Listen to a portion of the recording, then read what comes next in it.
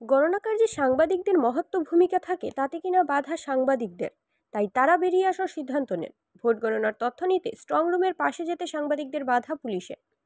প্রথম রাউন্ড শেষ হওয়ার পর কোনো তথ্য দেওয়া হয়নি সাংবাদিকদের, তাই স্ট্রং রুমের পাশ থেকে বেরিয়ে আসলেন চ্যানেল প্রতিনিধিরা।